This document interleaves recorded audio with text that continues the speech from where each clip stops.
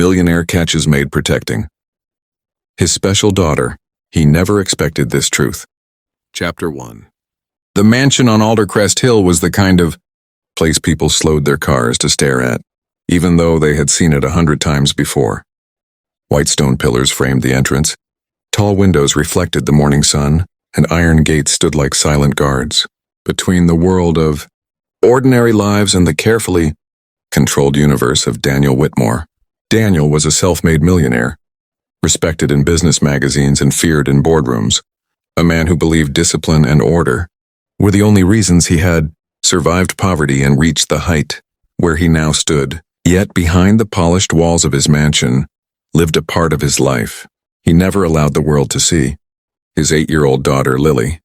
Lily was special, not in the way magazines used the word, but in the quiet, complicated way that reshaped a family's entire existence. She was sensitive to sound, overwhelmed by crowds, and often retreated into a world of silence when emotions grew too strong.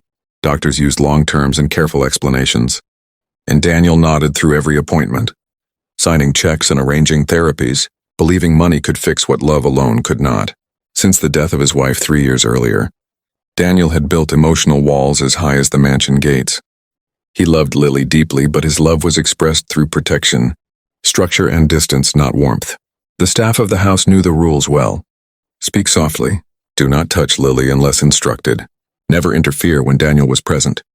Among the cooks, gardeners, and cleaners, one person seemed almost invisible to Daniel, the new maid, Maria Alvarez. She was in her late 20s, quiet, efficient, and always kept her eyes lowered when the millionaire passed by. To Daniel, she was just another employee hired through an agency, someone who dusted corners and washed floors while life's bigger matters demanded his attention. But Maria noticed things others did not. On her first day, she saw how Lily flinched when a door slammed, how her fingers twisted the hem of her dress when unfamiliar voices echoed through the halls, and how her eyes searched constantly for a safe place. Maria had grown up with a younger brother who was much like Lily. She recognized the signs instantly, not from books, but from years of patience, missed sleep, and quiet victories no one applauded. Without announcing it, without breaking any rules, Maria began to adjust her movements. She walked more softly near Lily's room. She hummed gently while cleaning nearby, choosing melodies without words. When Lily passed through the hallway, Maria stepped aside and smiled in a way that did not demand attention. Over time, Lily noticed her too. It began with a glance, then another. One afternoon, while Daniel was locked in a video conference, Lily sat on the floor of the playroom, overwhelmed by a puzzle that refused to make sense. Her breathing grew uneven, the familiar storm building inside her chest. Maria, cleaning the shelves nearby, sensed it instantly. She did not rush over or speak loudly.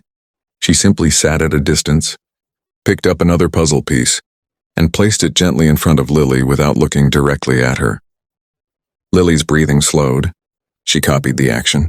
Piece by piece, the storm faded. This became their unspoken language. Maria never crossed boundaries, never claimed authority. She simply protected Lily in small, invisible ways. She alerted the kitchen when certain smells upset Lily. She dimmed lights when they were too harsh. Once, when a delivery truck backfired loudly outside and Lily froze in panic, Maria quietly stood between Lily and the noise, her presence steady as a wall. Lily reached out and held the edge of Maria's apron just for a moment. Daniel noticed changes but misunderstood them. Lily was calmer, her outbursts fewer, her therapists pleased. He assumed the new treatment schedule was working, or that time was doing what it always did, dulling sharp edges. He did not notice Maria's quiet vigilance, the way she positioned herself between Lily and chaos, the way she anticipated trouble before it arrived. To Daniel, control meant seeing everything, and he believed he did.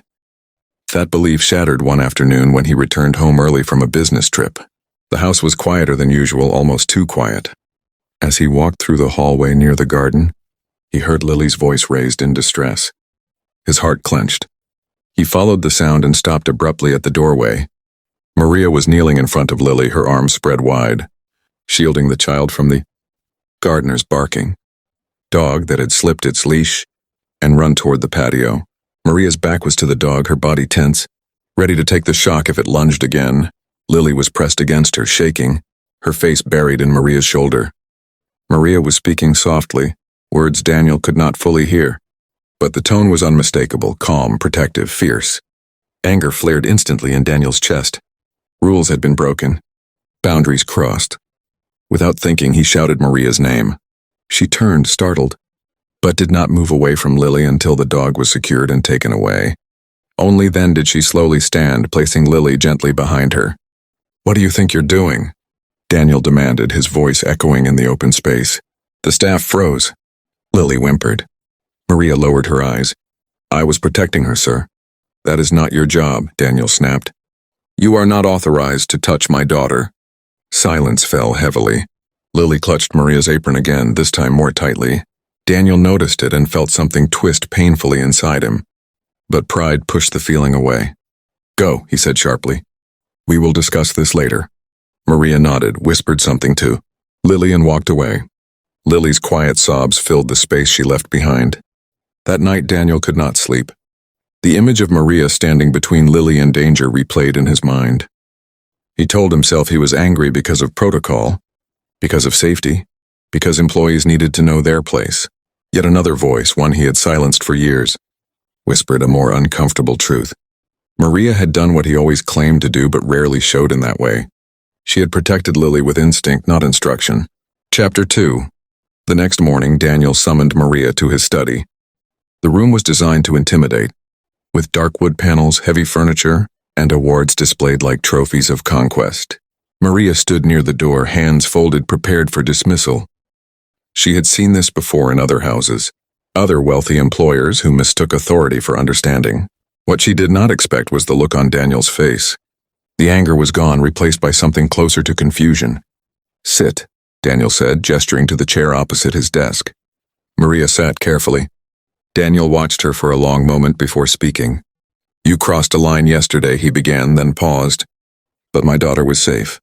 "Yes, sir," Maria replied quietly. "Why?" he asked. "Why risk your job?" Maria took a breath. "Because she needed someone.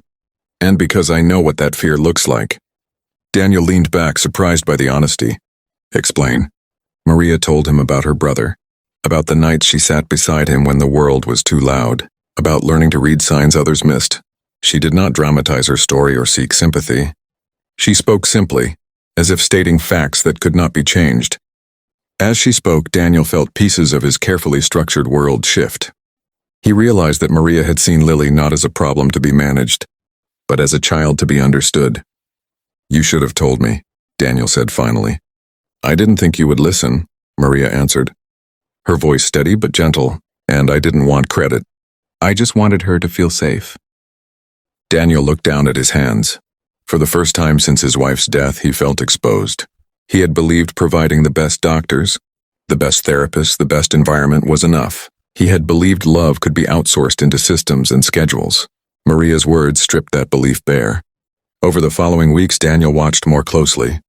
He saw how Lily gravitated toward Maria's quiet presence, how she calmed when Maria entered a room, how she learned small acts of independence, through patient encouragement, rather than pressure.